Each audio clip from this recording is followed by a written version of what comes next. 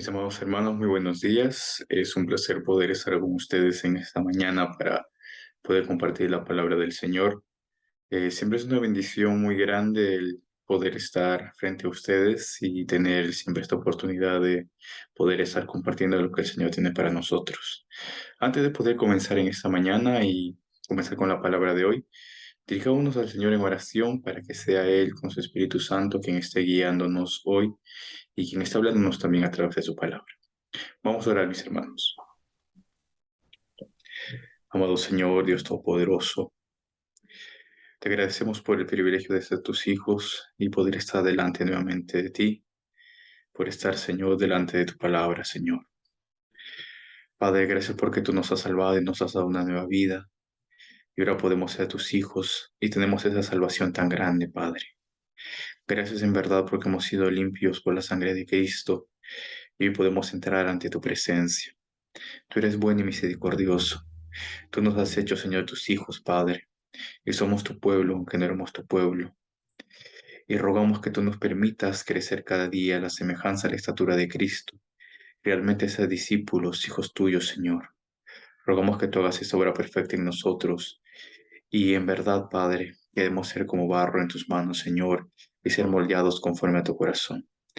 Lo rogamos, bendito Señor, y rogamos también que tú guíes hoy, esta mañana, la palabra y que tú seas hablando en nuestra vida y que sea tu palabra, Señor, hablando en nuestros corazones y en verdad podamos poner en práctica, Señor, todo lo que tú nos has enseñado para caminar en tus pisadas.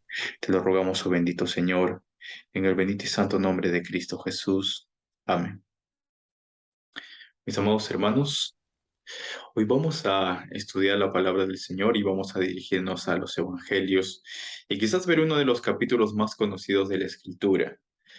Vamos a ir al capítulo 5 de Mateo. Y vamos a ir estudiando aquello que el Señor Jesús enseñó a sus discípulos.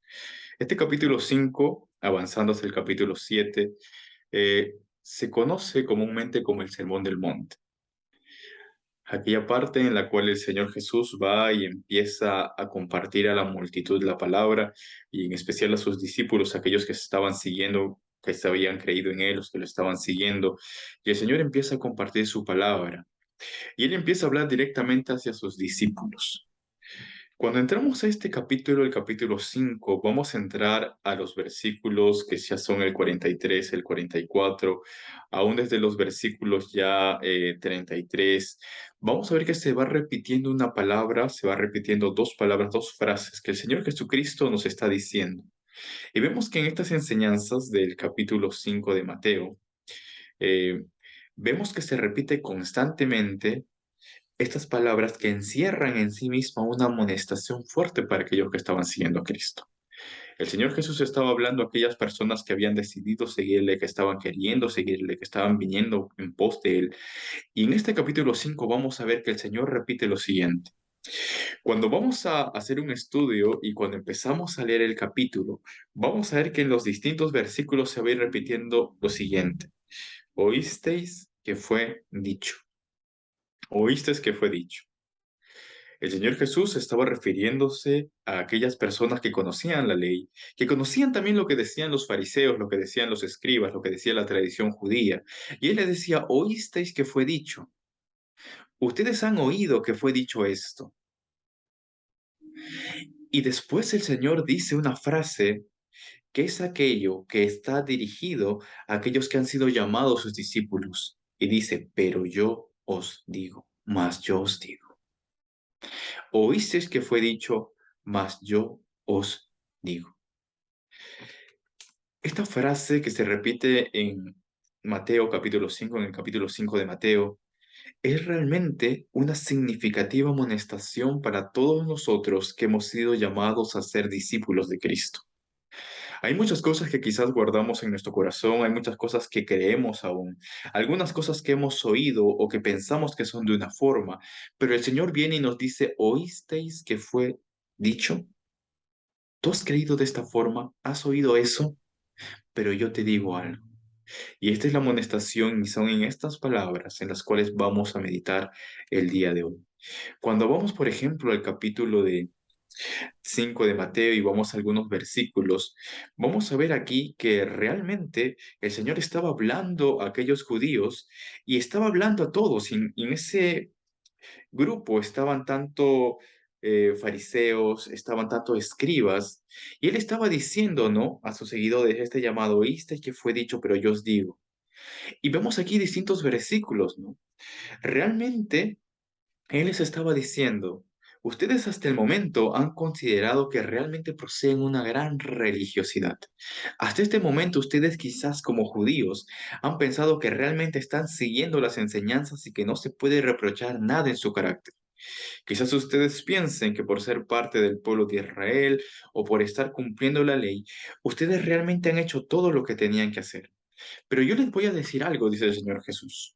A ustedes que realmente quieren ser mis discípulos, deseo que vayan aún más lejos, que vayan más allá de simplemente seguir lo que han oído o lo que han oído en la ley, que vayan más allá a ver el corazón de la ley, que vayan más allá. Él sabía que los judíos, por ejemplo, tal como dice acá en estos versículos, habían sido enseñados conforme a la ley en no matar, en abstenerse de matar.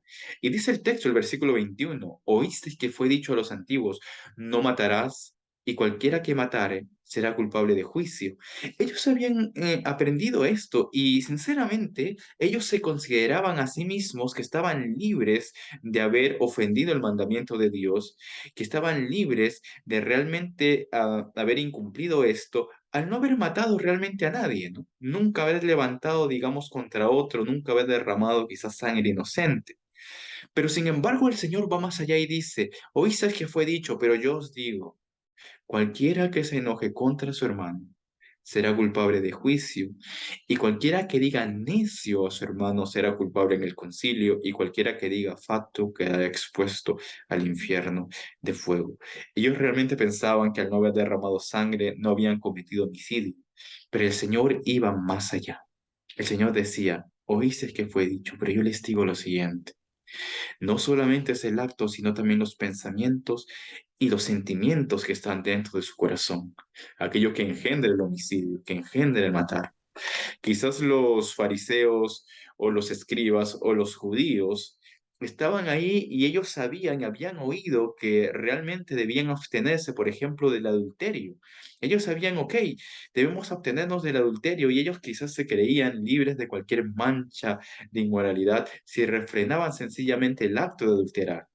Sin embargo, el Señor le dice, pero yo os digo que cualquiera que mida a una mujer para codiciarla ya adulteró en su corazón.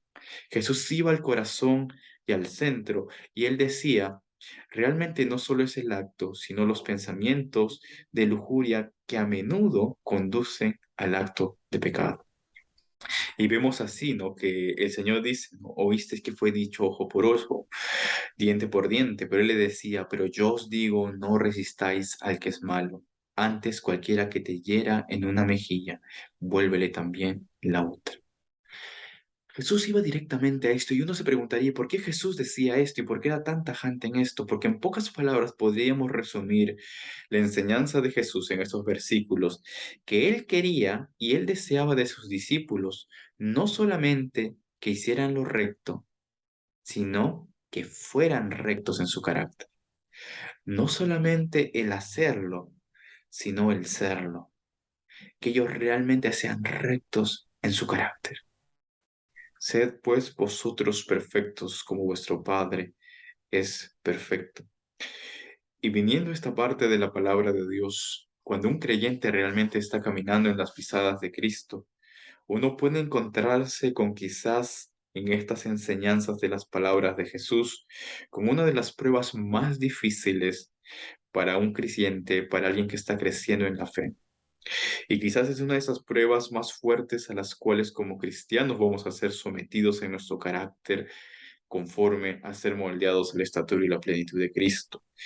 Y se encuentra esto en los versículos 43 y 44 del capítulo 5 de Mateo.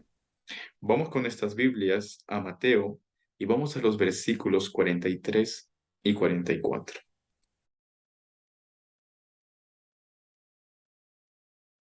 43 y 44. podemos ver en estos versículos que el Señor nos dice lo siguiente. Oísteis que fue dicho, amarás a tu prójimo y aborrecerás a tu enemigo. Pero yo os digo, amad a vuestros enemigos, bendecid a los que os maldicen, hacen bien a los que os aborrecen y orad por los que os ultrajan y os persiguen. Esta quizás es esa prueba más grande de vida cristiana y de virtud cristiana que el Señor hizo en su llamado a los discípulos. Porque para cumplir realmente, plenamente estos mandatos del Señor, es necesario que sometamos completamente nuestra vida a Él y que realmente pongamos al Espíritu Santo en el trono de nuestro corazón, que crucifiquemos cada día a nuestro yo y que cada día andemos conforme a las pisadas de Cristo. Realmente, si sinceramente nosotros entronizamos a Cristo en nuestra vida, se va a dar una transformación absoluta en nuestras relaciones hacia los demás, en nuestra manera de ver, en nuestra manera de pensar y en nuestra manera de actuar. Y esto se ve reflejado en este versículo. Realmente esta es una prueba de grandes obstáculos. No es algo fácil de hacer, pero en estos dos versículos podemos encontrar el corazón del amor de Cristo y el corazón de la vida cristiana.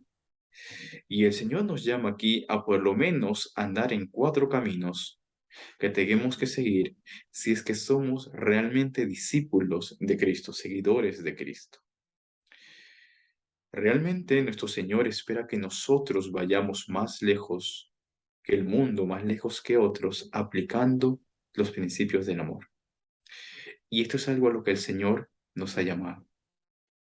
Muchas veces como cristianos podemos hablar mucho de boca que somos creyentes, pero ¿cómo realmente mostraremos que somos sus discípulos y sus seguidores?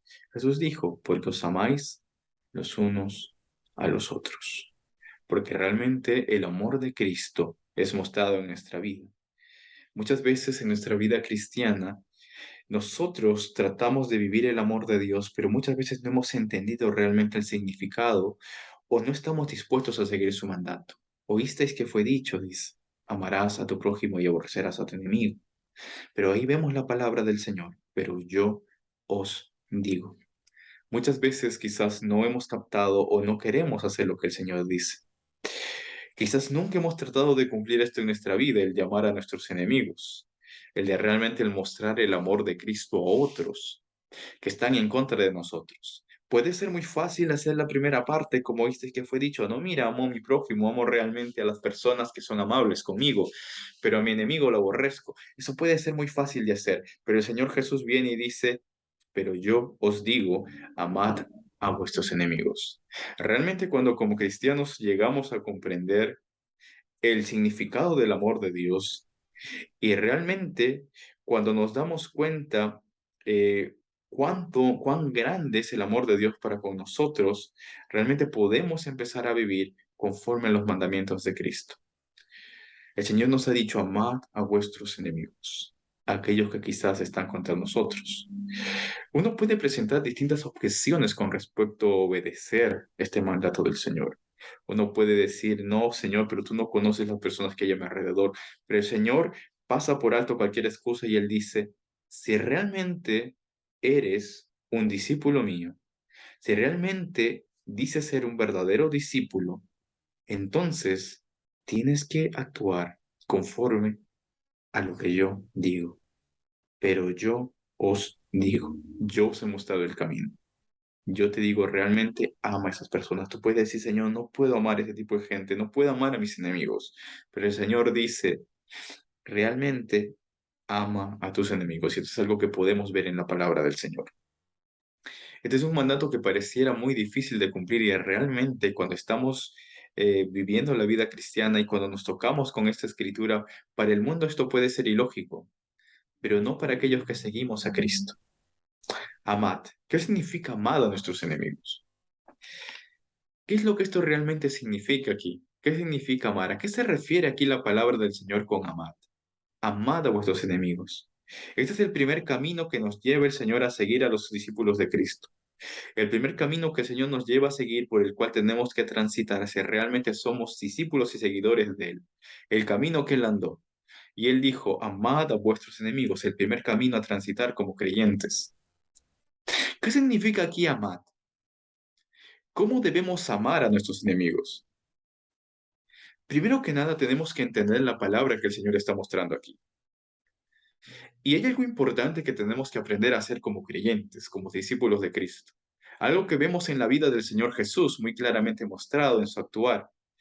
Primero, como cristianos, como seguidores del Señor Jesús, vamos a dar el primer paso en el principio del amor, si es que logramos primero separar a la palabra amor de sencillamente el sentimentalismo y sencillamente separarlo de las ideas que tenemos, ¿no? De abrazos, besos y que pueden ser expresiones de amor, pero no necesariamente amor. Y separarlo de todo ello y empezar a ver el amor como tal. ¿Qué es el amor? Amad a vuestros enemigos. ¿Qué es esto? Si lo separamos del sentimentalismo, simplemente de emociones, y vemos aquí lo que dice la palabra, podemos entender qué dice el Señor Jesús, amad a vuestros enemigos. ¿Qué es amad? La palabra que se está utilizando aquí es la palabra ágape, es el amor ágape. Como vimos en una ocasión, el amor ágape está referido al amor de Dios. No es sencillamente un amor humano, sino es ese amor que Dios manifiesta y ese amor que Dios da también a sus hijos. Y el Señor nos dice, manténganse amando de esta manera. ¿Cómo es el amor ágape? ¿En qué consiste el amor ágape? El amor ágape es ese amor incondicional que viene de Dios, que solamente busca el bien del otro. Es amar como Dios ama. Ese es el ágape, amar como Dios ama, mostrar ese amor que Dios muestra, amar como Él realmente nos ama. Y uno se preguntará, ¿y en qué consiste? ¿Cómo yo puedo amar como Dios ama? Pues el amor ágape y el amor a nuestros enemigos y esta clase de amor consiste en mirar a todas las personas con los ojos y el corazón de Cristo. Amar como Dios ama es mirar a los demás con los ojos y el corazón de Cristo. Cuando como discípulos del Señor empezamos a ver a nuestro prójimo con los ojos del Señor, realmente entenderemos cómo es amar como Dios ama. Cómo es amar como Dios ama. Entenderemos cuando la palabra del Señor nos dice amad a vuestros enemigos. Realmente cuando vemos a una persona infeliz con los ojos de Cristo, vamos a ver en ellas muchas cosas que quizás nunca nos habrían sido reveladas si sencillamente lo vemos con los ojos egoístas del simple amor o el sentimentalismo humano. Cuando aprendemos a ver a las personas, aun aquellos que nos han hecho daño o que nos hacen daño, y quitas de tu lado sencillamente tus emociones, tus sentimientos y empiezas a verlos como Cristo ve y como Cristo lo ve, ahí es cuando Dios abre nuestros ojos a ver cosas que están ocultas. Y el Espíritu Santo empieza a mostrarnos realmente el amor de Cristo. Y Dios puede llenar ese amor ágape, ese amor que viene de Dios en nuestros corazones. ¿En qué consiste esto? ¿Cómo es poder ver a otros con el amor de Cristo? ¿Cómo hizo Cristo esto? ¿Cómo actuaba Cristo? ¿Cómo veía Cristo a las demás personas? ¿Cómo veía Cristo a aquellos que el mundo quizás miraba de otra manera? Vamos a las Escrituras y vamos a la palabra del Señor. Cuando vamos a ver esto en el actuar de Cristo y cómo Cristo veía a las personas, podemos ver muchos ejemplos y vamos a tomar solamente algunos. Vamos a Lucas capítulo 19. Vamos a Lucas capítulo 19. En el capítulo 19 de Lucas, el escritor nos narra una historia, un acontecimiento muy particular que le sucede al Señor Jesucristo. Cuando él estaba predicando y él estaba llevando la palabra de Dios.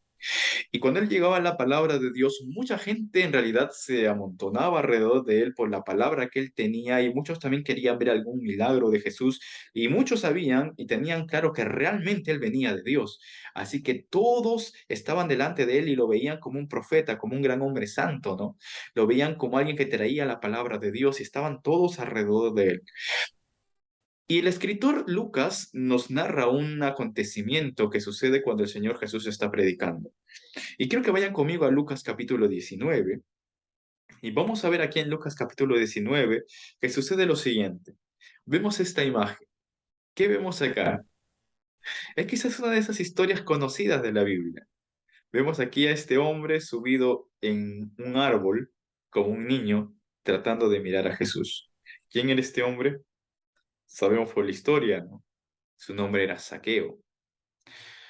¿Qué había detrás del trasfondo de Zaqueo? ¿Qué lo lleva a él a subirse a un árbol a mirar al Señor Jesús? Bueno, la Biblia nos narra que era un hombre bajo en estatura, pero ese no era el problema en sí. Había un problema más profundo aún.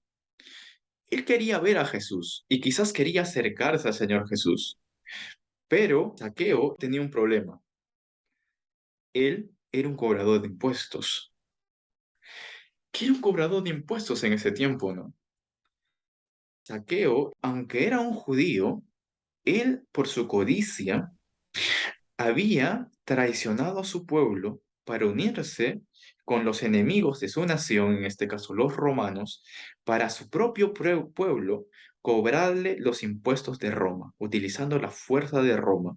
Y muy comúnmente también aprovechando ese poder o esa autoridad que tenía de haberse aliado con el enemigo para robar aún a los de su propio pueblo. Esto era algo muy común. Y la Biblia nos narra que Zaqueo era un principal entre los cobradores de impuestos. No era sencillamente un cobrador de impuestos de la última fila, sino que él estaba encabezando a los cobradores de impuestos. Era como el líder de la banda, lo vería uno. Este pequeño hombre, aunque era pequeño, sin embargo, usando su astucia, su codicia y su malicia, había sabido unirse con el enemigo para aprovecharse aún de su propio pueblo y traicionando a su pueblo, se había hecho muy rico cobrando impuestos y trabajando para Roma. Este hombre se había hecho muy rico de esta manera. Naturalmente, cuando este hombre trata de ver a Jesús y trata de acercarse a Jesús, la gente que estaba alrededor, al ver a Zaqueo, ¿cuál creen que fue la actitud que tuvieron hacia él? ¿Cuál fue la reacción natural que tuvo la gente hacia ese hombre? Quizás las personas que estaban hacia atrás miraron a Zaqueo y Zaqueo trataba de abrirse camino y todo el mundo empujando y botando a este hombre. ¿Quién eres tú para acercarte aquí? Tú no eres digno ni siquiera de acercarte aquí al Señor. Tú no eres digno de acercarte al Maestro. ¿Quién eres tú? Tú eres un traidor, tú eres un cobrador de impuestos, tú eres un ladrón, tú eres un hombre que no tiene escrúpulos, tú eres un hombre dominado por la codicia. ¿Quién eres tú? Vete de acá. No eres digno de acercarte al pueblo de Dios. Tú no eres digno de escuchar la palabra de Dios. Muchas veces la gente quizás vio en Saqueo esto. Veía a Saqueo como un traidor, como un ladrón, como un codicioso, como un hombre que no tenía los escrúpulos y que podía estar ahí para traicionar a su pueblo y que podía estar ahí trabajando para el enemigo con tal de tener ganancias para sí. Lo veían de esta forma. Y ciertamente lo era. Saqueo era un cobrador de impuestos, un líder de los cobradores de impuestos. Y la gente lo veía de esa forma. Este tipo de personas quizás no tienen perdón de Dios.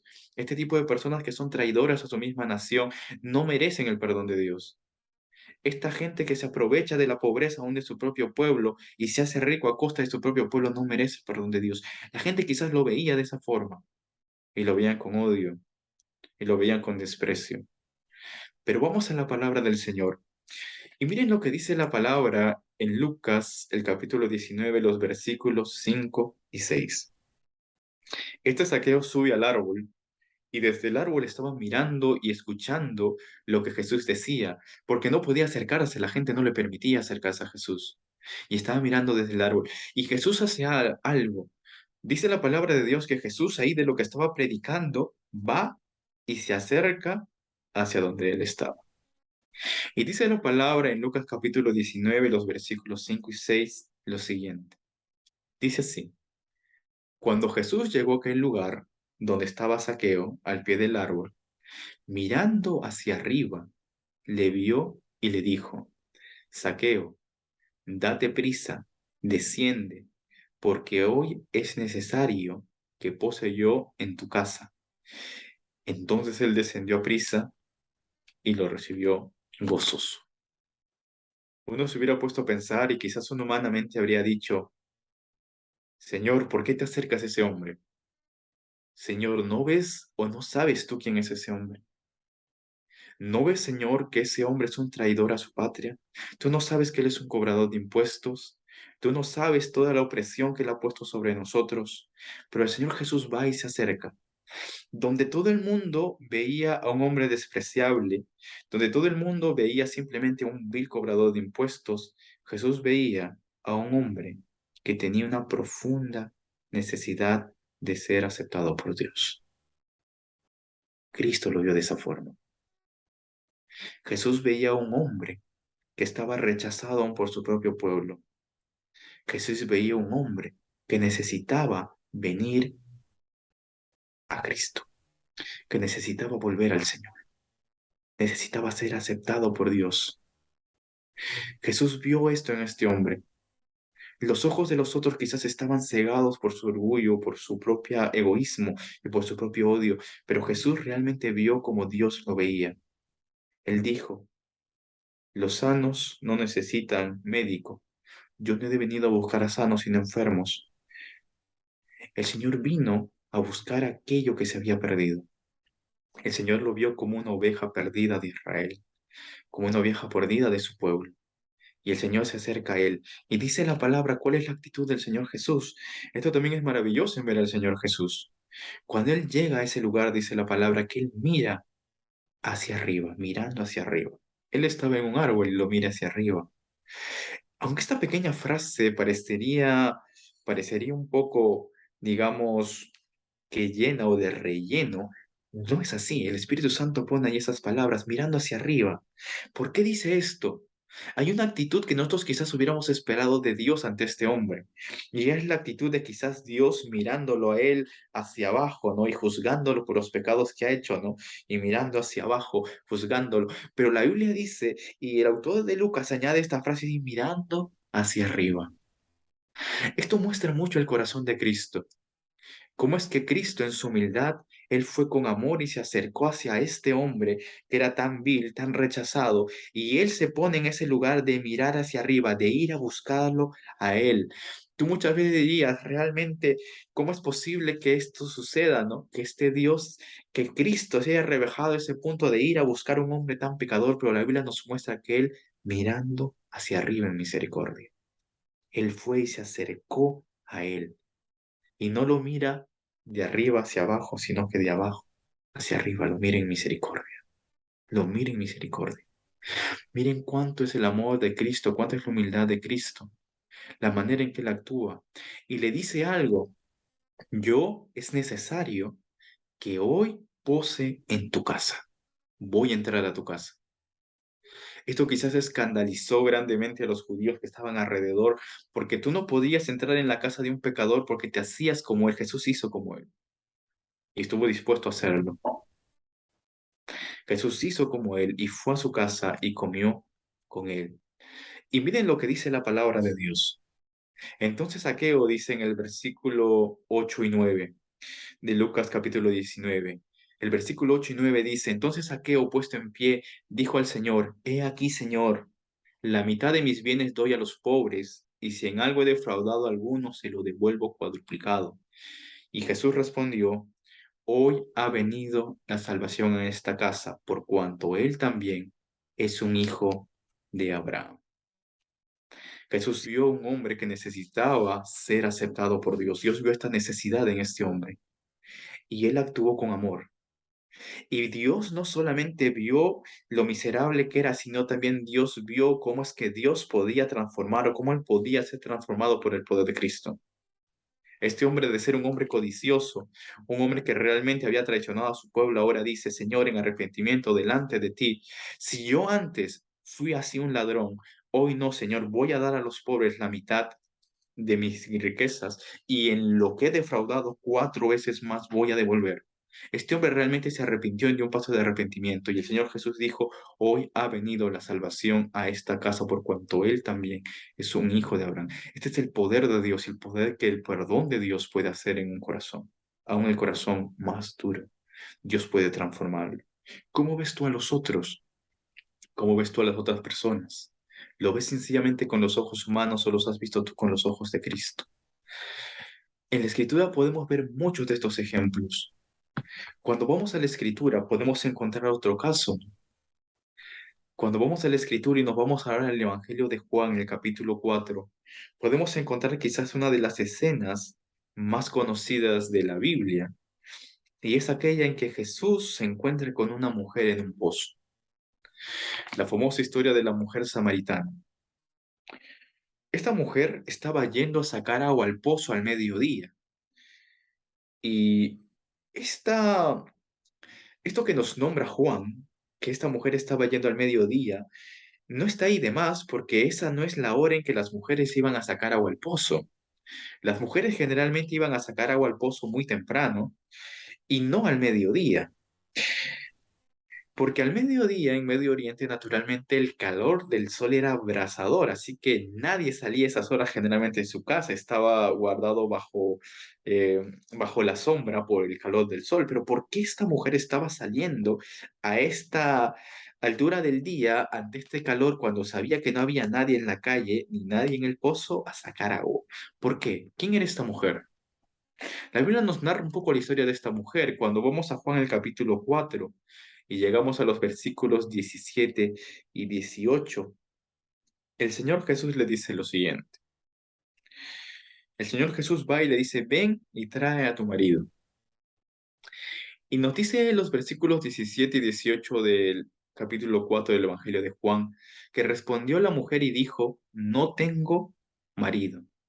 Jesús le dijo, bien has dicho, no tengo marido, porque 5 maridos has tenido y el que ahora tienes no es tu marido. Esto has dicho con verdad. ¿Quién era esta mujer? ¿Quién era esta mujer?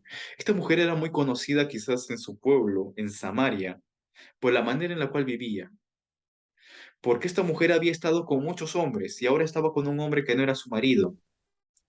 Quizás las personas hablaban siempre a sus espaldas. Ella no se sentía cómoda en ir a sacar agua temprano porque quizás todas las mujeres no querían darle lugar o la despreciaban por lo que ella había sido, o hablaban a sus espaldas de lo que ella había sido, de lo que ella había tenido en su vida. Para el mundo, la verían como una mujer despreciable y una mujer que estaba ahora viviendo abiertamente en inmoralidad. Pero Jesús va específicamente a encontrarse con ella en esposo. Jesús va específicamente a ese pozo y a ese lugar a encontrarse con ella, porque donde el mundo veía a una mujer inmoral, a una mujer realmente que había vivido una vida desperdiciada y una vida entregada a sencillamente a vivir a sus placeres y una mujer realmente despreciable, el Señor Jesús veía una mujer que tenía una necesidad de encontrar al verdadero amor. Ese verdadero amor que solamente el Señor podría dar, que solamente Dios podía dar. Ese amor que el mundo no te puede dar. Y Jesús va y le dice en el versículo 14, de verdad tú vienes a sacar agua, pero yo te digo algo, el agua que tú vas a sacar de aquí, si tú la vuelves a beber, vas a tener sed. Y él dice, mas el que bebiere del agua que yo le daré, no tendrá sed jamás, sino que el agua que yo le daré será una fuente de agua que salte para vida eterna. Yo te puedo dar esa agua que puede saciar esa sed que tú tienes, esa sed que realmente está ahí y que seca tu alma, que seca tu corazón. Solo yo puedo darte esa agua viva. El Señor Jesús vio esa sed en su corazón y el Señor Jesús le mostró realmente la palabra. Y esta mujer reconoce que Él es el Mesías y esta mujer es la que inicia la predicación en Samaria. Dios transforma un corazón. Dios transforma una mujer. Esta mujer encontró ese amor que había estado buscando en Cristo Jesús. La gente veía a una mujer despreciable. El Señor veía a una mujer que necesitaba encontrar el amor de Dios y esa agua que saciaba su sed. Otro ejemplo que es muy claro en la Escritura sobre cómo el Señor Jesús veía, lo encontramos también en el Evangelio de Juan. Quizás podemos ir a esta historia que está en Juan capítulo 8. Y en Juan capítulo 8 encontramos que traen al Señor Jesús a una mujer que había sido encontrada en el acto mismo de adulterio. Y vienen los ancianos, ¿no? Los fariseos y esta gente viene y trae a esta mujer y la tiran delante del Señor, ¿no? Y le dicen, mira, Moisés dijo que esta clase de mujeres habría que apedrearlas. ¿Tú qué dices? ¿Tú qué dices? Habían actuado de esta forma para probar, porque si Jesús decía no, no se haga, entonces él estaría quebrantando la ley de Moisés. Y si decía sí, apedreadla, entonces estaría él avalando la muerte de esta mujer y las leyes romanas prohibían que un judío pudiera hacer esto. Así que los romanos irían contra Jesús y se encargarían pues de ejecutarlo. Y ellos estaban poniéndole en esta trampa y trajeron a esta mujer como una trampa para probarle, no porque realmente estuvieran preocupados por buscar cierta moralidad o justicia, sino para probarle. Y la traen de una manera también inadecuada, no traen a la mujer y el hombre. Sencillamente estaban probando esto a Jesús, trataban de probar a Jesús. ¿Y qué es lo que hace el Señor Jesús? Uno se preguntaría. Esta realmente era una mujer que había sido encontrado en este acto de inmoralidad, había estado engañando a su esposo con otro hombre. Y había sido encontrado en este acto. Era un acto de inmoralidad terrible. Y esta mujer quizás estaba avergonzada ahí entrando delante de Jesús con toda la gente y realmente había ofendido gravemente a Dios y estaba en esta situación. Así que el Señor Jesús va y empieza a escribir en el suelo y le dice, ¿qué debemos hacer? ¿Cómo actúa el Señor Jesús en este momento, en este caso, en esta situación? Miren lo que dice la palabra del Señor, ¿no? Él da esta frase que quizás es la más conocida, ¿no? Él dice, el que esté libre de pecado, que tire la primera piedra. El que esté libre de pecado, que tire la primera piedra. Sencillamente le dice a ustedes, el que esté libre de pecado, que tire la primera piedra. Que tire la primera piedra. Y dice la palabra de Dios que esta actual de autoridad de Cristo hace notar a cada uno de ellos la situación en la que se encontraban, así que del mayor al menor empiezan a soltar las piedras y se van. Y la palabra del Señor nos dice en el versículo 10 y 11 que enderezándose Jesús de lo que estaba escribiendo en el suelo, y no viendo a nadie, sino a la mujer, le dijo, mujer, ¿dónde están los que te acusan? Ninguno te condenó. Ella dijo, ninguna, Señor. Entonces Jesús le dijo, ni yo te condeno. Ve y no peques más. ¿Cuál fue la actitud del Señor Jesús? Él actuó en misericordia. Él le dijo, ve, yo no te condeno, pero no peques más, no peques más. El Señor Jesús realmente vio aquí una mujer, no sencillamente una mujer despreciable. El Señor vio aquí una mujer que necesitaba el perdón, una mujer que necesitaba realmente el perdón de Dios. Y el Señor se lo dio. Cuando vemos este grupo de personas y cuando hablamos de amar a nuestros enemigos y ver a otros con el amor que realmente Dios ve, ver a otros como Cristo los ve, vemos aquí que el Señor miró a estas personas a través del amante corazón de Dios. Y realmente vemos aquí que Dios amó a estas personas a pesar de lo que ellos eran. A pesar de la situación en la cual se encontraban, Dios amó a estas personas. Porque Él podía ver, el Señor Jesús podía ver lo que ellos podían llegar a ser cuando por el poder de Dios fueran liberados de esos terribles pecados que les habían hecho despreciables. Él sabía que Dios tiene poder para transformar cada vida y el Señor Jesús actuó conforme a eso.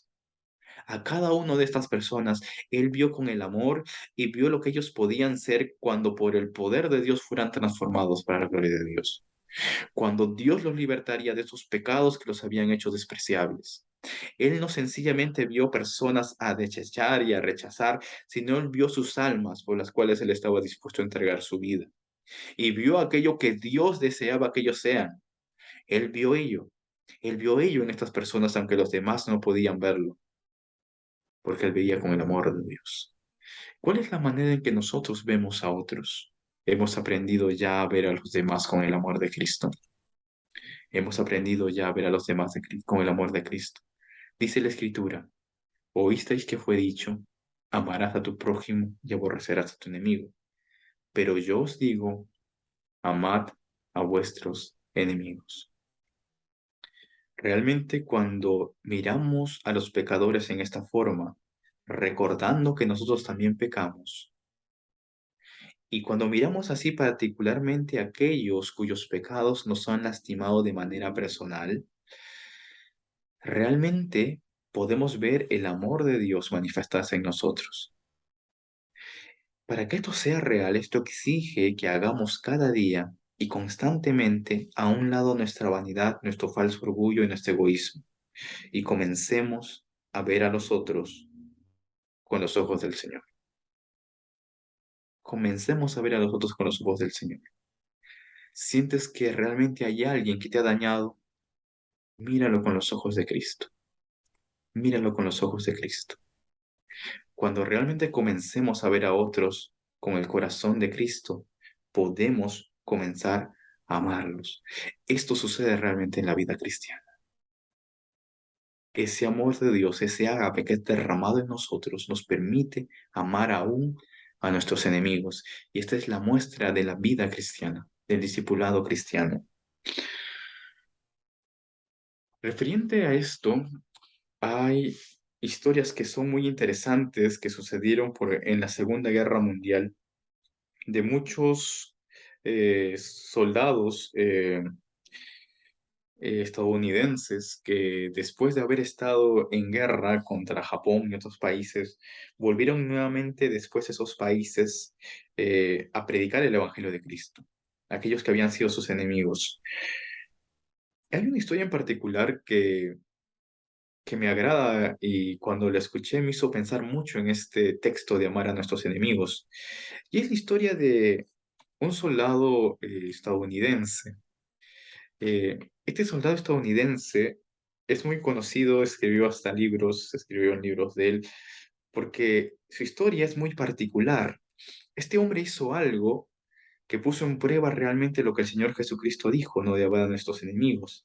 Este hombre se llamaba Jacob de Sacher y él se había enlistado al ejército porque él estaba pues en su casa como un hombre común y corriente y de repente él escuchó en la radio lo que había sucedido con Pearl Harbor, cuando los japoneses invaden pues la flota en el Pacífico de Estados Unidos, ¿no? Y así sin aviso, sin previo aviso, van y bombardean pues la flota norteamericana, ¿no? Que estaba allá en el Pacífico.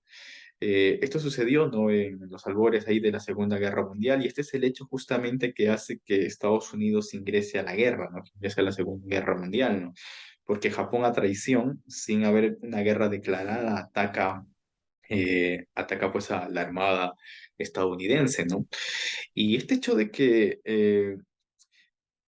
estos japoneses atacaran así de una manera tan vil a las fuerzas norteamericanas que no estaban metidas en la guerra y que a pesar de esto lo hicieran traicionándolos, o sea, ni siquiera con una declaración de guerra, es algo que indignó mucho a los norteamericanos, ¿no? Y Jacob de Thatcher no fue una excepción. Él realmente al escuchar esta noticia en la radio se llenó de ira en su corazón. Él narra que se llenó de ira en su corazón. ¿Cómo es posible que estos hombres hayan actuado de esta forma? Así que la primera impresión que vino en su corazón fue de un odio, ¿no? Terrible a estas personas, porque habían muchos que habían muerto ahí por causa de este acto. ¿Cómo fue posible que esto sucediera? Así que en su odio él va y con ese, entre odio y patriotismo se mete al ejército y decide pues ir a la guerra pues, contra los japoneses, ¿no? Así que airado y enojado por lo que había sucedido, él decide tomar acciones, ¿no? Y así con su odio va y se une al ejército para tratar de luchar y acabar con los japoneses. Esa era la única visión que lo llevó pues a unirse al ejército, ¿no? Acabar con esos japoneses. Eso era lo que tenía en mente.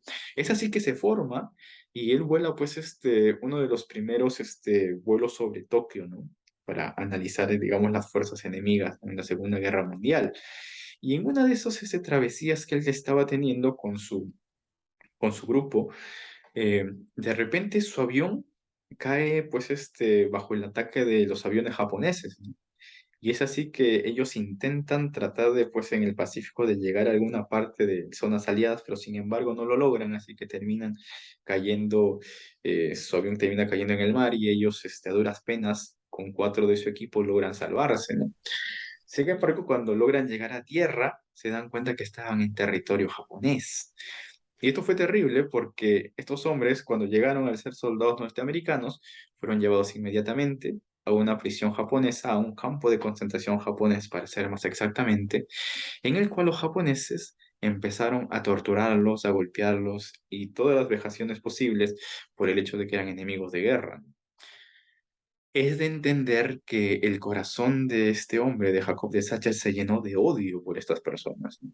Y se llenó de odio y su odio empezó a crecer muy fuertemente por estos japoneses, así que él solo veía a estos hombres con el deseo de matar, ¿no?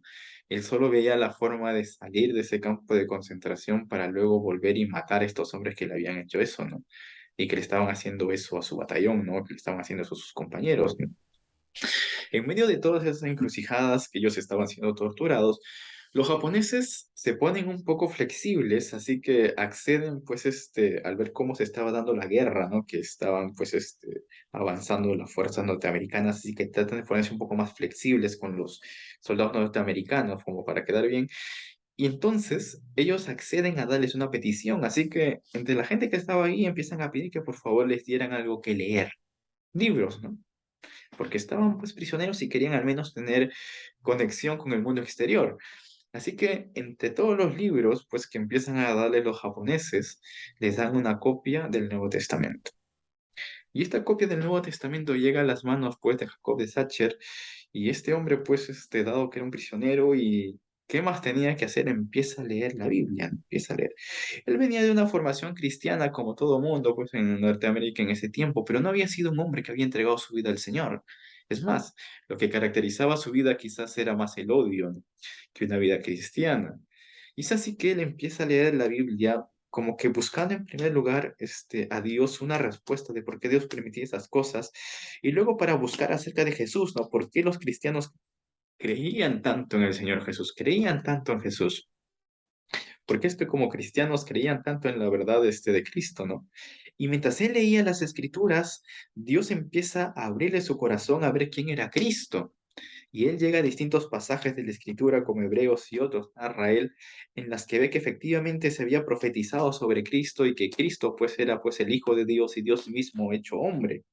Y una parte particular que toca el corazón de este hombre es el hecho de que cómo es posible que si este era el Hijo de Dios, Dios mismo es hombre viniendo a esta tierra, cómo es posible que él permitiera, que Dios permitiera o que él mismo dejara que la gente lo trate como lo trató, ¿no? Que agarraran, que lo insultaran, que lo crucificaran, y él lo veía desde su punto de vista porque él estaba pasando pues esa situación, ¿no? Donde la gente lo estaba maltratando y él sentía pues ese odio, pero él no entendía cómo era posible que Dios, siendo Dios, permitiera que eso sucediera, ¿no? Que Cristo, teniendo la autoridad de quien era, permitiera que lo hubieran crucificado. Él no entendía qué es lo que había llevado al Señor Jesús, ¿no? Si realmente él era el Hijo de Dios y él se veía en esas circunstancias. Y esto de ver a Cristo realmente ahí en la cruz y él escuchando esas palabras que decía, Padre, perdónalos porque no saben lo que hacen, tocó fuertemente el corazón de este hombre.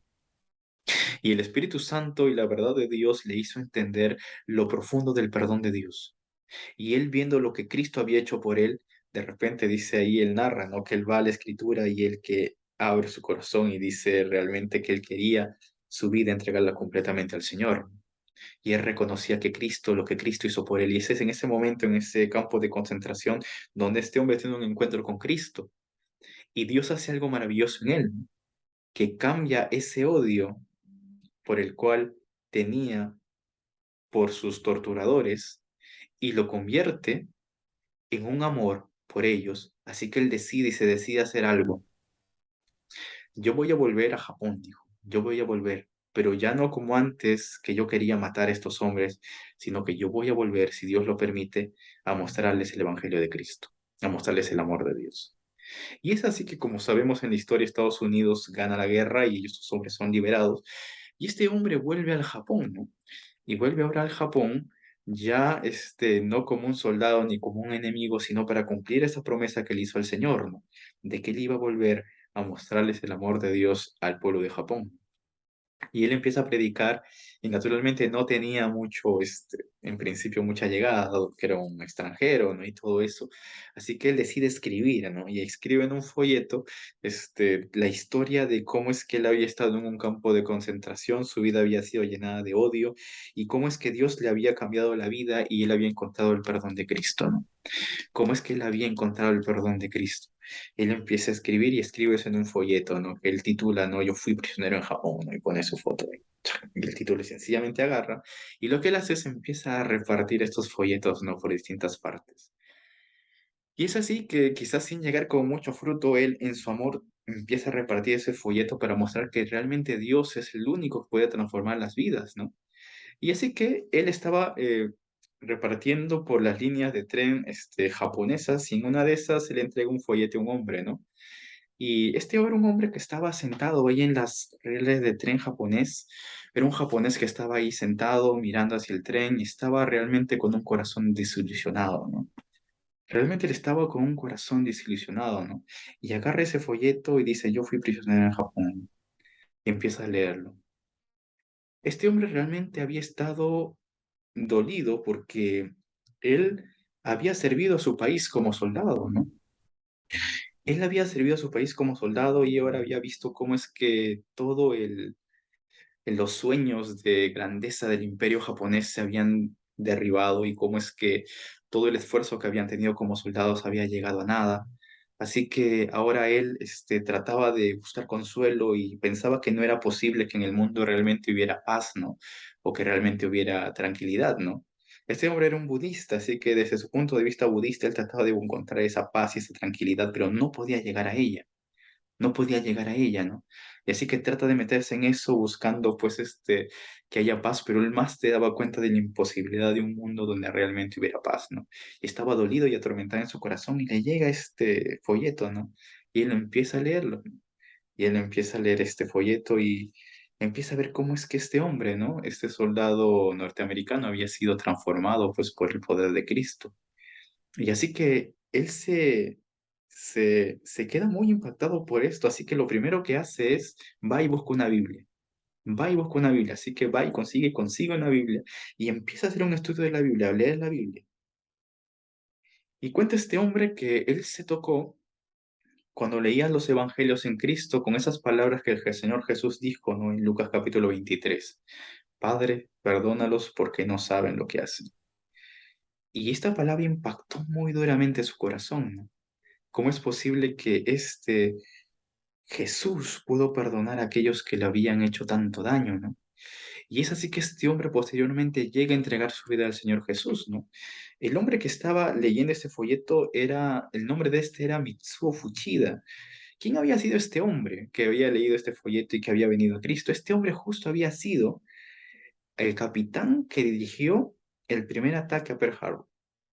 Él fue el que encabezó este, eh, a los aviones para dirigir a los aviones que se estaban entregando como kamikazes ahí a destruir a los buques. Él fue quien dirigió a los aviones que empezaron a bombardear a los barcos norteamericanos y él fue el encargado de dar el grito de victoria, que se famoso grito Tora Tora, ¿no? Él fue el que dio ese grito, esa llamada a, a los japoneses indicando que habían tenido victoria.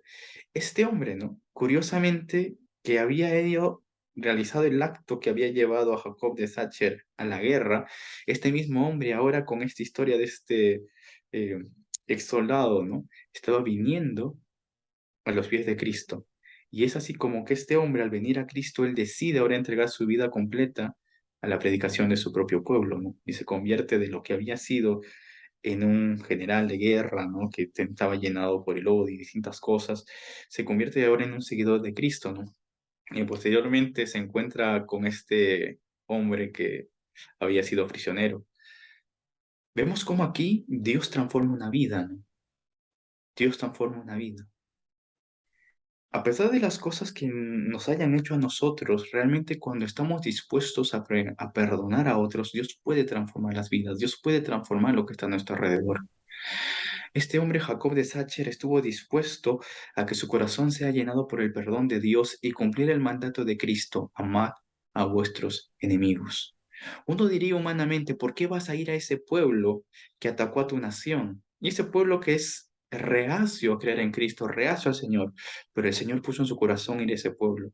Y Dios permitió que tocara el corazón de este otro hombre que posteriormente llegó a muchos de su pueblo el conocimiento de Cristo. Amad a vuestros enemigos. Realmente cuando nosotros nos entregamos a Cristo y mostramos el amor de Él y vivimos como Él nos ha llamado a vivir, Dios puede mostrar su poder. Dios puede transformar vidas. El libro de Romanos nos dice lo siguiente, y es lo que Cristo también hizo por cada uno de nosotros, lo que Cristo hizo por ti, por mí. La Biblia dice, porque Cristo, cuando aún éramos débiles, a su tiempo murió por los impíos. Ciertamente, dice la Escritura, apenas moriría alguno por un justo. Con todo, pudiera ser que alguno osara morir por el bueno. Mas Dios muestra su amor para con nosotros en que siendo aún pecadores, Cristo murió por nosotros. Cristo murió por ti. Aún cuando eras débil y aún cuando eras pecador, Él estuvo dispuesto a morir por ti. Y Él mostró así el amor que Él tenía. Él te ama. Él te ama. Y Él mostró ese amor. Y el Señor nos llama a nosotros a hacer lo mismo con los demás. Realmente, hacer lo mismo con los demás. Oísteis que fue dicho, pero yo os digo. Este primer camino que el Señor nos llama a vivir es el amar a nuestros enemigos y mostrar así realmente el amor de Dios. El segundo camino que el Señor nos lleva a vivir, por el cual el Señor nos lleva a transitar a los que somos discípulos de Cristo, está nuevamente en Mateo 5, 43 al 44. Y el segundo camino que el Señor nos lleva a vivir es bendecid a los que os maldicen. ¿Cuán difícil es para nosotros controlar nuestra lengua? Y cuán difícil nos es a nosotros también vivir una vida en la cual podamos desearle el bien a aquellos que nos desean el mal. Pero el Señor Jesucristo nos dio ejemplo. Y dice Primera de Pedro 2 21 al 23. Primera de Pedro 2 21 al 23. Si lo leemos juntos, dice, pues para esto fuisteis llamados, porque también Cristo padeció por nosotros, dejando ejemplo para que sigáis sus pisadas, el cual no hizo pecado, ni se halló engaño en su boca, quien cuando le maldecían no respondía con maldición, cuando padecía no amenazaba, sino encomendaba la causa al que juzga justamente. El Señor Jesucristo nos mostró este ejemplo. Muchas veces somos tentados nosotros a maldecir a aquellas personas que hablan mal de nosotros, a maldecir a aquellos que nos maldicen o responder con un insulto a aquellos que nos insultan. Pero la vida de Cristo y del cristiano es llamado a no, a proferir bendición con su boca. El Señor nos llama a dar bendición aún a aquellos que nos maldicen. ¿Cuán difícil puede ser esto para un creyente? ¿Cuán difícil puede ser esto para nosotros? Pero sin embargo, es el camino que el Señor Jesucristo nos lleva a vivir. ¿Cómo nosotros tenemos que vivir como cristianos, mis hermanos? Puede que la gente realmente hable mal de nosotros, pero hemos sido llamados a llevar las buenas nuevas de Cristo. Y esto se conecta con el tercer camino que tenemos que seguir nosotros como creyentes. Ese tercer camino, volviendo a Mateo 5, 43 y 44, es haced bien a los que os aborrecen. Haced bien a los que os aborrecen. ¿Cuál es la manera en la cual actuamos en nuestra vida? Como cristianos hemos sido llamados a servir a otros, a mostrar el amor de Cristo a otros, el Evangelio de Cristo a otros. Nuestro Señor espera que seamos generosos en el servicio que prestamos y realmente que cumplamos con esa obligación de servir y mostrar el amor de Dios a nuestros semejantes y al mundo. Y hay algo que tenemos que ponernos a pensar, ¿cómo actuamos con respecto a esto? ¿Cómo actuamos cuando hacemos el bien a los demás, cuando servimos a los demás o cuando amamos a los demás? Muchas veces nos vemos nosotros en nuestra naturaleza humana a amar sencillamente a los que son amables con nosotros o servir a aquellos que son fáciles de servir. Pero ¿qué con aquellos que nos aborrecen? ¿Qué con aquellos que nos desprecian? ¿Qué con aquellos que a pesar de que tú le haces bien, ellos te pagan con mal? ¿Qué con aquellos que a pesar de que tú los bendices te insultan? ¿Cómo hacer bien a esos que nos aborrecen? El Señor Jesús nos llama a hacer bien aún a los que nos aborrecen. Y Él dice lo siguiente, yendo unos versículos más abajo, en el versículo 46 y 48 de Mateo. ¿Viven realmente de esa forma? Porque de lo contrario, si amáis, dice la Biblia, a los que os aman, ¿qué recompensa tendréis? ¿No hacen así lo mismo los publicanos? Y si saludáis a vuestros hermanos solamente, ¿qué hacéis de más? ¿No hacen también así los gentiles? Sed pues vosotros perfectos como vuestro Padre que está en los cielos es perfecto. Esto es algo a tomar en cuenta. ¿Cómo actuamos nosotros? ¿Vivimos acaso simplemente amando a los que nos aman o saludando a los que nos saludan? ¿O estamos dispuestos aún a amar a los que nos aborrecen? La Biblia dice, ¿no? Haced bien a los que os aborrecen. ¿Acaso simplemente nos inclinamos a servir a aquellos que consideramos que son dignos, a los que nos muestran afecto recíproco, los que también nos han hecho un bien y que son nuestros amigos? Si es así, tenemos que enfrentarnos a esta verdad irrefutable del Señor Jesús. ¿Qué hacéis de más? Dice él. ¿Qué hacéis de más? El pagano y el ateo, sin ser cristiano, hace lo mismo. El seguidor de Jesús debe ir más allá. Pongámonos a pensar, mis hermanos, en el corazón de Cristo al respecto. Conocemos las historias del Señor Jesús. Si Cristo solamente hubiera servido cuando estuvo en este mundo a aquellos que son dignos, ninguno de nosotros hubiera recibido sus beneficios.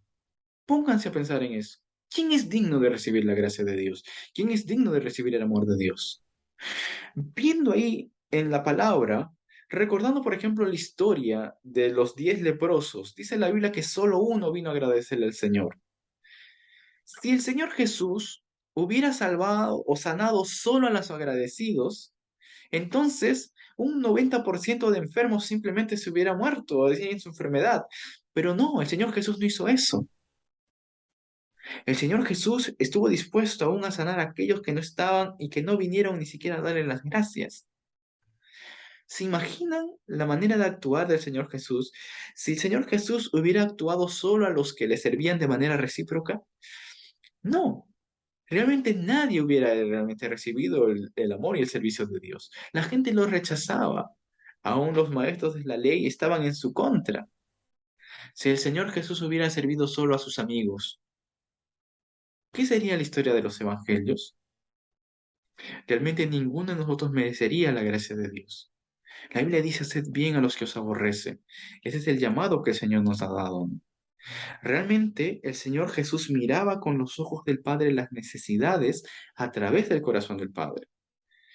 Muchos de nosotros a veces tratamos de dar a otras personas porque nos dan, pero eso no debe ser el corazón del cristiano. Necesitamos que Dios ponga ese corazón de servir a otros y ver la necesidad de otros y servir aún a aquellos que nos rechazan. Quizás los que necesitan ser servidos y los que necesitan ser más servidos no son aquellos que son dignos, ni tampoco aquellos que son agradecidos, ni aquellos que corresponden a nuestro servicio. Pero Cristo nos agradece el servicio a todos ellos. Porque Él dice, oísteis que fue dicho, pero yo os digo, pero yo os digo. Ahí está la palabra del Señor. Haced bien aún a los que os aborrecen. Hay una historia que cuando yo lo leí me hizo pensar mucho en esta actitud, ¿no? De hacer bien aún a los que nos aborrecen y cómo realmente actuar de esa forma, ¿no? Esta es una historia que sucedió en el año 1569, ¿no? Cuando ustedes saben que la predicación de la palabra, por el sencillo hecho de no pertenecer, digamos, al catolicismo o alguna rama de la iglesia establecida, se sancionaba con delito de muerte y había persecución, ¿no? Y muerte. Y esto sucedió en esos años a un hombre, ¿no? Que era un predicador. En ese tiempo, los grupos de creyentes que estudiaban la Biblia y que estaban decididos en seguir al Señor, fiel al Señor, eran perseguidos sencillamente por el hecho de querer agradar a Dios, por el hecho de no estar con la iglesia establecida, y eran perseguidos a muerte. Tanto es así que los hermanos tenían que reunirse en los bosques, ¿no? Esto sucedió en los Países Bajos, ¿no? En el año de 1569, pues un grupo de creyentes que se reunía en los Países Bajos tenía que reunirse en los bosques de manera escondida por el hecho de que sencillamente si los encontraban adorando a Dios, los mataban, no los quemaban vivos o los ahogaban, morían con muertes terribles por el solo hecho de seguir a Cristo, ¿no? Y existía hasta una figura de autoridad que se encargaba de atrapar a estos hombres, ¿no? Utilizaban a una persona que era un corredor, generalmente que se llamaba como el atrapador de ladrones o el atrapador también de estos infieles, ¿no? Y que los soltaban ahí, ¿no? Junto con perros para que atrapen a estos hombres, pues que no seguían pues la manera de pensar de la iglesia establecida, ¿no? Y es en este grupo de creyentes que uno de estos hombres, ¿no? Se llamaba Dirk Willems, él era un pastor, ¿no? En este grupo de creyentes de, que se reunían, ¿no? En los bosques, ¿no? En una de esas, mientras él trataba, era invierno y trataba de salir para buscar algo de madera, ¿no? Para hacer alguna fogata y tratar de alimentarse. De repente lo descubren a él, ¿no? Que estaba por ahí en el bosque, ¿no? Así que al descubrirlo se dan cuenta que él era pues el líder, ¿no? El pastor de ese grupo que se reunía en los bosques y trataban de adorar al Señor. Y es ahí donde empiezan pues a perseguirlo y en una de esas, pues, eh, mandan, pues, este hombre, ¿no? A que corra, ¿no? El cazador de ladrones que corra detrás de él para atraparlo, ¿no? Para que lo capturen y para que le den muerte. Y este hombre, Derek Williams, a ver a este cazador de ladrones que se le acercaba, realmente el corazón se le aceleró y él en su primer impulso corrió, ¿no? Corrió y huyó.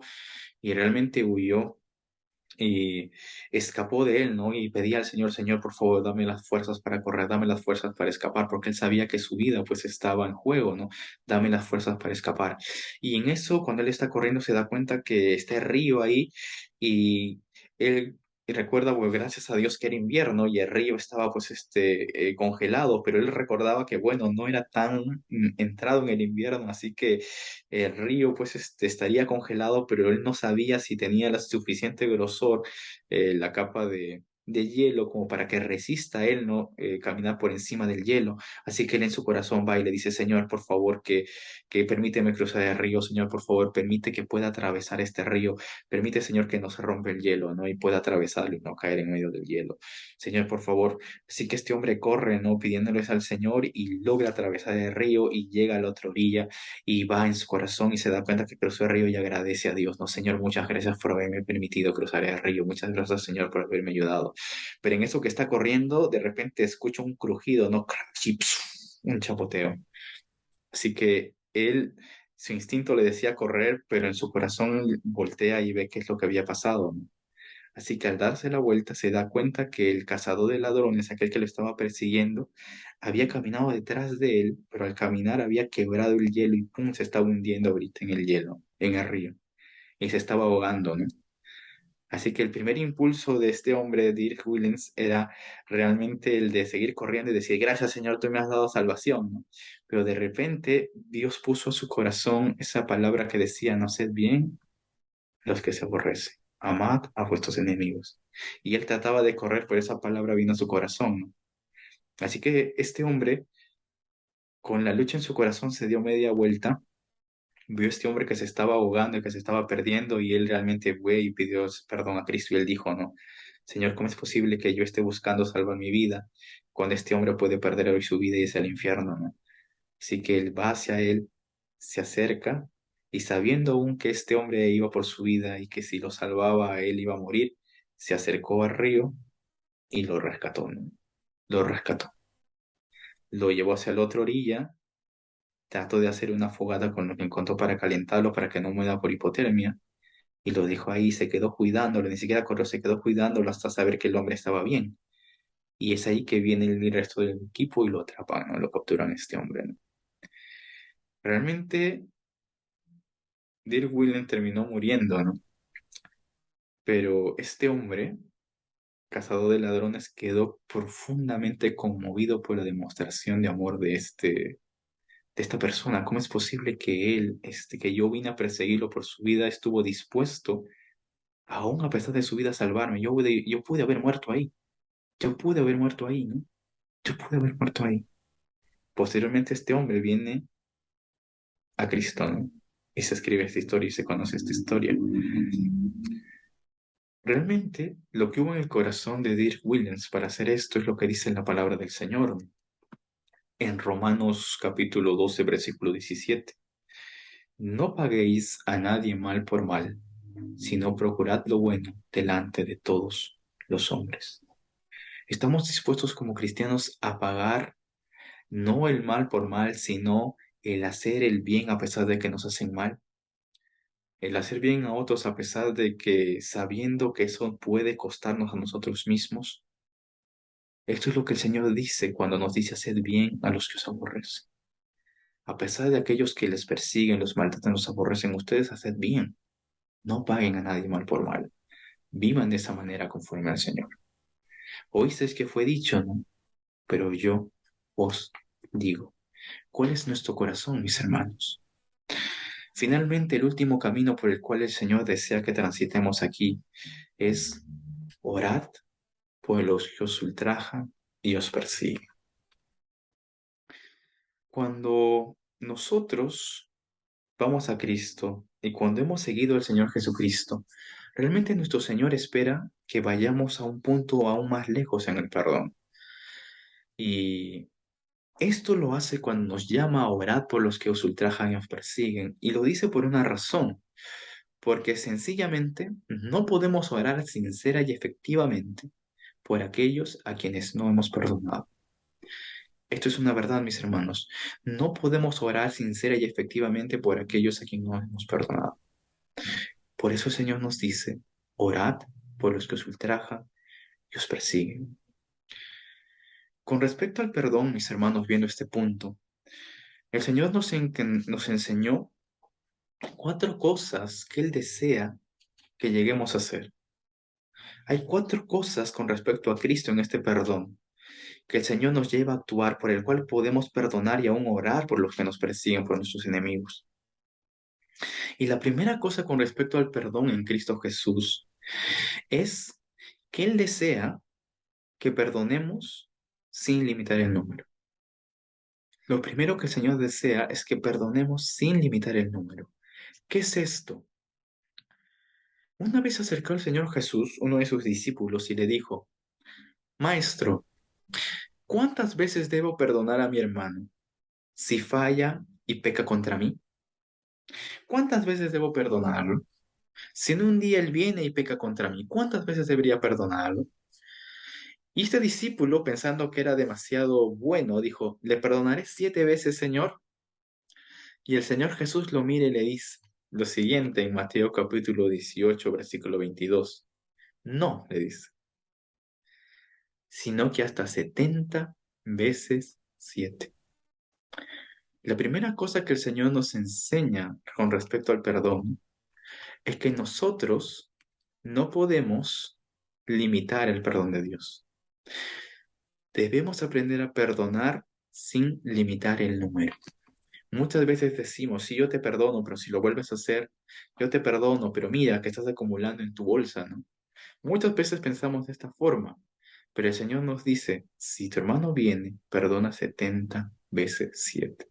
El Señor nos llama que seamos prontos a perdonar y también nos llama a vivir de una manera generosa como Él nos ha perdonado. Este es el primer punto que tenemos que aprender respecto al perdón. Dos, el siguiente punto que tenemos que aprender respecto al perdón que Dios nos ha dado es que por medio de su ejemplo en la cruz, el Señor nos enseñó que podemos perdonar aún antes que nuestros ofensores nos pidan perdón. Por medio de su ejemplo, el Señor nos enseñó que podemos perdonar aún antes de que nuestros ofensores vengan y nos pidan perdón. Probablemente cuando el Señor Jesucristo estaba en la cruz, lo último que pensarían sus ofensores o lo que lo estaban crucificando era en pedirle perdón. No obstante, el Señor dijo lo siguiente. En Lucas 23:34 dice el Señor, y Jesús decía, Padre, perdónalos porque no saben lo que hacen. Cuando el Señor Jesucristo pronunció esas palabras, Con ello indicó que él ya los había perdonado en su corazón. Por lo tanto, el cristiano que ha sido ofendido no necesita esperar que el ofensor venga a pedirle perdón. Puede otorgar el perdón inmediatamente, como lo hizo el Señor Jesucristo. Si el ofensor jamás viene a pedirle perdón a uno, Dios puede ver realmente que en su corazón el cristiano ha otorgado el regalo del perdón y que le ha envuelto ese regalo en amor, lo ha atado en amistad y lo ha ofrecido con gracia y humildad. Realmente el cristiano ha sido llamado a perdonar, aún antes de que vengan a pedirnos perdón, tal como el ejemplo que el Señor nos dio. Padre, perdónalos porque no saben lo que hacen. Y tercero, con respecto al perdón que el Señor Jesús nos enseña, es que Cristo nos enseñó que debemos tomar la iniciativa para lograr la reconciliación con los que nos han hecho mal. Él nos muestra que podemos tomar la iniciativa como cristianos, debemos tomar la iniciativa para lograr la reconciliación con los que nos han hecho mal. Realmente, esto consiste en proveer el perdón y llevarlo al ofensor. Esta quizás es una de esas cumbres del amor. Mateo 5, el versículo 23 y 24 nos habla al respecto. Y dice la Biblia con respecto a este tema de la reconciliación, dice, pero si traes tu ofrenda al altar y allí te acuerdas de que tu hermano tiene algo contra ti, deja allí tu ofrenda delante del altar y anda y reconcíliate primero con tu hermano y entonces ven y presenta tu ofrenda. La Biblia es muy clara con respecto a esto. Es tan importante la reconciliación para nuestra relación con Dios que Él dice, si tú quieres adorar a Dios, si tú quieres poner tu ofrenda en el altar, ve primero y reconcíliate con tu hermano. Y luego ven y presenta delante del Señor tu oración. Esta es una verdad muy grande y es indispensable que como cristianos practiquemos ampliamente ese perdón. Realmente cuando no practicamos el perdón, no solo entristecemos a Dios, sino que dejamos y privamos a nuestros semejantes de la demostración de amor cristiano, no ilimitamos el perdón de Dios. Hay algo que tenemos que aprender con respecto a esto, ¿no? Orar por quienes os ofenden.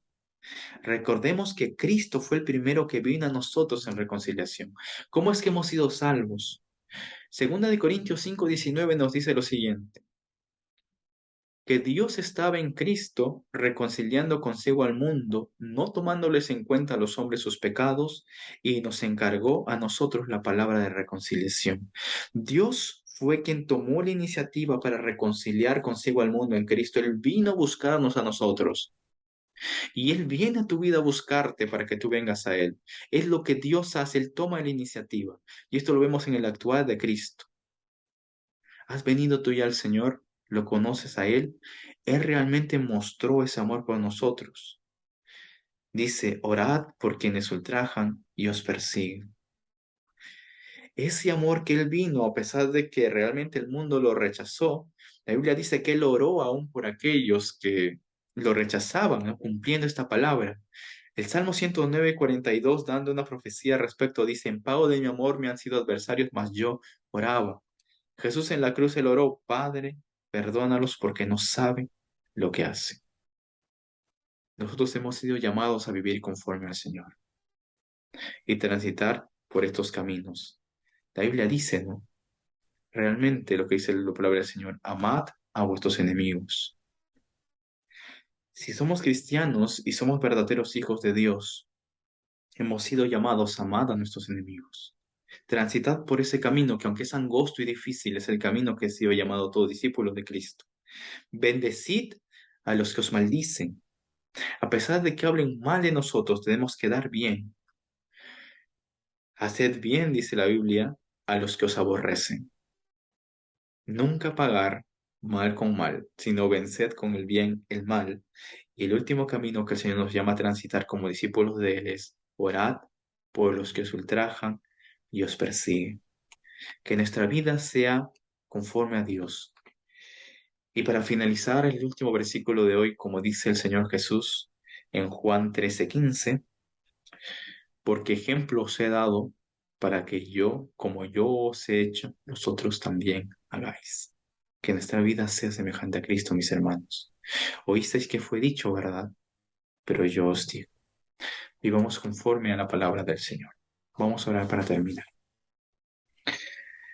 Señor Dios Todopoderoso, tú eres grande, Señor, y no hay nadie como tú. Tú realmente eres misericordioso con nosotros y tú envías a tu único Hijo a morir por nosotros para darnos salvación. Gracias, Padre, por ese regalo tan grande del perdón y de la salvación que tenemos. Y rogamos, Padre, que tú nos hagas semejante a ti.